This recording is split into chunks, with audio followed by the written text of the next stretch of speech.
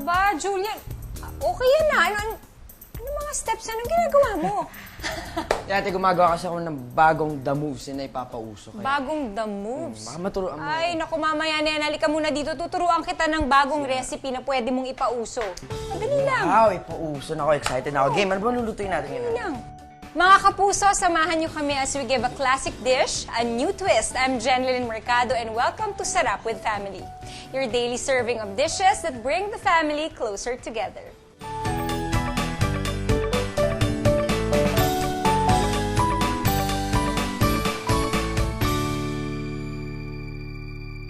Kung usual at paulit-ulit lang, medyo nakakasawa naman talaga.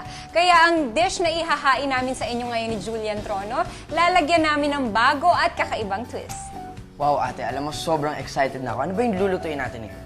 Okay, today we'll be making a bowl of meatball soup, but instead of usual raw beef, CDO ulam burger ang gagamitin natin. O ano, ready ka na ba para sa ating CDO ulam burger and roasted vegetable almondigas? Ready, ready. Here are the ingredients we will be needing for this recipe. 3 pieces CDO ulam burger, shaped into 1-inch balls. 3 cloves garlic, minced. 1 piece white onion, diced. 500 ml chicken stock. 1 piece small carrot, diced.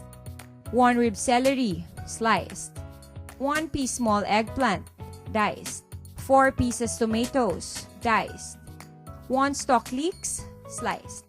200 grams miswa noodles. Okay, simulan na natin. Lagay muna natin yung mga vegetables. Lagyan natin ng tomato. Sige, Julian, lagay mo ng garlic. Ayan. Ang ating leeks. Okay. Celery. Sige, lagay mo lang yan. Okay. Tapos, ang carrots natin. Onions. And eggplant. Okay. There. Tapos isi-season lang natin siya ng salt and pepper. Okay.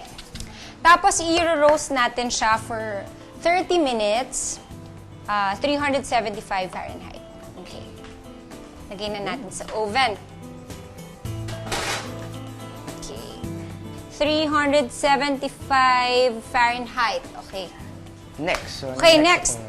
Ang gagawin natin, magbibilog na tayo ng ating ulam burgers. Tapos, hahatiin natin yung burger sa 4. Lalagay muna tayo ng oil sa kamay para hindi dumidikit sa kamay natin habang binibilog natin siya. So, kung ito yung burger, hatiin natin siya sa 4. Hatiin natin siya sa 4. Julian, pwede mo bang kunin yung plate na yan? Yan. Yan. Bilugin natin. Ito. Alam mo, very flexible to kasi it can also be shaped into other forms, no? Makokontrol natin yung size. Iba-iba pwede natin gawin. So, pwedeng kahit hindi bilog, pwedeng... Pwedeng heart, Star, ganun, star, heart. oo, pwede. Kasi ano siya, malambot naman siya. Oh. Kunyari heart, o, di ba? Ayan, Ganyan lang. ayan. Mabilis lang siya. O, di ba? Or kaya gusto mo gumamit ka ng cookie cutter para isang ganun lang, Yeah, mabilis lang pwede i-shape, rin. di ba? Ayan, Last okay one. na, o. Alam mo, Julian, very convenient gamitin ng CDO ulam burger kasi very affordable siya. Imagine mo, 725 pesos lang per pizza based on supermarket price. Sobrang affordable. Kesa sa bumili ka ng yung raw beef na nabibili sa supermarket. Kasi eto, 171 per kilo lang. Compared sa beef na nabibili sa supermarket na 220 to 240 per kilo. Tsaka mas okay din gamitin kasi yung can afford pack ito, pwede mo siyang itabi, di ba? Pag may mga natitira, pwede mo pang ilagay sa fridge, tapos gamitin mo na ulit para sa susunod na dishes mo, di ba? Ako, magugustuhan ito ni Mami kasi, syempre, una sa lahat, mura, and para sa mga sisters ko na papasok sa umaga, di ba? Mabilis lang. Mabilis lang. Hindi mo na kailangan mag-season. Kasi ano na siya, malasa na siya. Beef na beef talaga ang lasa niyan. Okay, oh, ready na yung ating vegetable. Kunin na natin. Okay na to. Init. There. Okay. Ayan. Ito na ang ating roasted vegetables. Yan. Ang gagawin natin, lalagyan natin ng chicken stock. Ayan. Chicken stock. Tapos, papakuluan lang natin siya. Habang iniintay natin, ikaw ba nagluluto ka? Hindi po. Siguro yung mga mabibilis lang sa bahay. Lang. Mga prito-prito, ganyan? Yun, siguro. Yun lang. Yun pa lang. Mga burgers, yun. Mabilis lang. Tapos? Pero yung complete dish talaga, hindi pa. Hindi pa. Hindi ka tunuturuan ni Mommy? Hindi pa niya ako pinagkakatiwala. Ayaw niya pa. Ayaw niya pa. Oh, pero willing ka naman, at least ngayon matututo Yes, ka. nga po. Pwede kang magpakitang gilas kay Mommy. Totoo. Saka mabilis lang kasi, parang madali lang. Mukha lang siya mahirap. Kumbaga yung finished product niya, parang ang ganda tignan, di ba? Pero madali lang siyang ginawa. May pagmamalaki ka na. Yes. Oh. Subukan nga.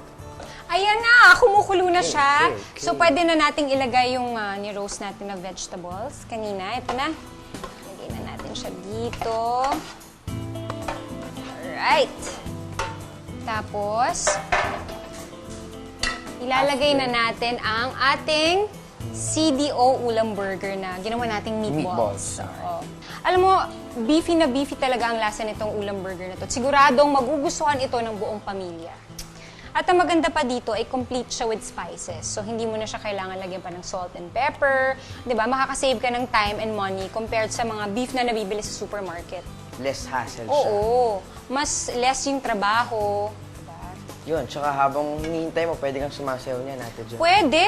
Turuan mo ako niyan mamaya. Gusto ko yan. Tingnan mo naman, naamoy mo yun. Dapat natin dyan, sumasayaw ka na dyan. Paano ba? Habang Pag ganon? Yan. Sabang naghahalo. tas ganyan? Yan.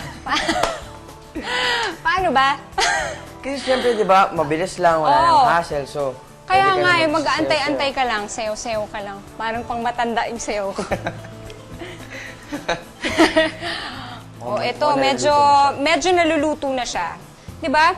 Tapos ayan, habang kumukulo siya, pwede mo nang ilagay yung miswa. Lagay na natin yung miswa. Okay. Mabilis lang naman maluto tong miswa, kaya pwede nang sa huli mo siya ilagay. Malapit na! Kunti na lang, sayaw-sayaw lang ng konti, tapos na to.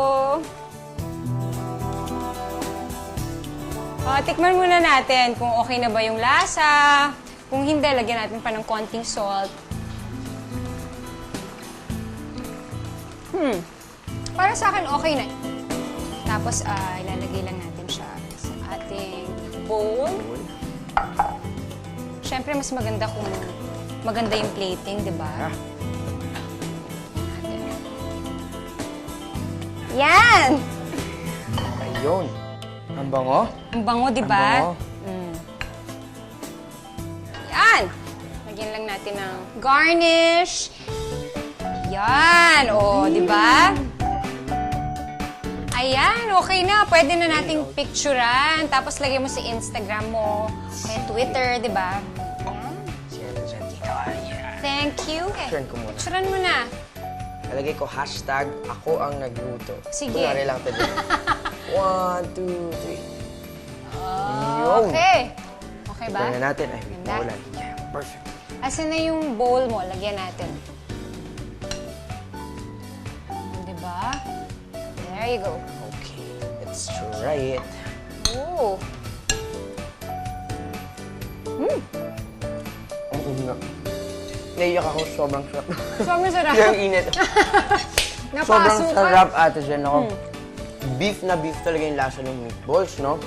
Sigurado kapag niluto ko sa akin na mami, for sure, papayagan na talaga ako magluto. Baka maging cook ako sa bahay. Kahit sino kayang-kayang gawin itong CDO ulam burger and roasted vegetable almondigas. just roast all the vegetables on a baking tray until slightly caramelized. Then combine it with chicken stock on a pot. Add in CDO ulam burger and cook for 5 minutes. Then add in miswa noodles. Then simmer until noodles is cooked. Thank you so much for joining us today. Tune in again next time for more delicious and affordable meal made quick and easy with CDO Ulam Burger. I'm Jeneline Mercado and this is Sarap with Family. Gusto mo pa? Yes. Ako gusto ko pa. Set Up with Family is brought to you by CDO Ulam Burger, CDO Idol Cheese Dog, CDO Fantastic Young Pork Tocino. Sarap with Family would like to thank Gastro Chef.